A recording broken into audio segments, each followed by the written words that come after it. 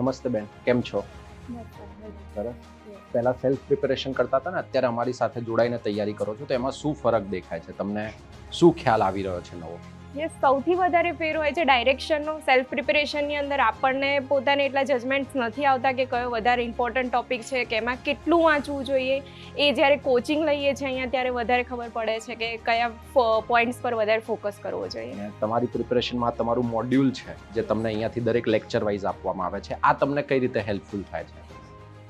Module I think so સૌથી વધારે અત્યારે હેલ્પફુલ થાય છે, જસ્ટ બિકોઝ કારણ કે એની અંદર સ્ટાર્ટિંગમાં અમને અહીંયા થોડાક પોઈન્ટ્સ ઓલરેડી આપી દેવામાં આવે છે કે પ્રિપરેશન પહેલાં કદાચ લેક્ચરની પહેલાં થોડુંક વાંચીને આવવું છે તો એના માટે હેલ્પફુલ થાય છે. દેન એના પછી અહીંયા અમને થોડીક માઇન્ડ મેપ્સ આપવામાં આવે છે જે અમને રિવિઝનમાં બહુ સારા હેલ્પફુલ થાય છે. એના પછી અમને જીપીએસસી અને યુપીએસસીમાં જેવી રીતે મેઇન્સ આન્સર રાઇટિંગ માટે જેવી રીતે પેજીસ હોય છે, એવી જ રીતે એ નોટ્સ બનાવવા માટેના પેજીસ છે.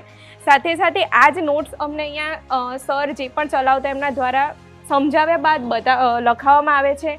એ પણ એટલી તબક્કાવાર હોય છે કે કોઈ પણ બુક વાંચવાની એટલી જરૂર નથી પડતી, અને કદાચ કોઈની બુક વાંચવાની ઈચ્છા હોય તો પણ નોટ્સ એટલી સારી રીતે લખાવવામાં આવે છે કે કન્સેપ્ટ ઘણા સારી રીતે ક્લિયર થઈ જાય. દેન એના પછી અમને અહીંયા જ પીવાયક્યુઝ ને આપેલા છે, જીપીએસસી દ્વારા પીવાયક્યુઝ આપેલા છે, દેન યુપીએસસી દ્વારા પૂછાયેલા પીવાયક્યુઝ છે.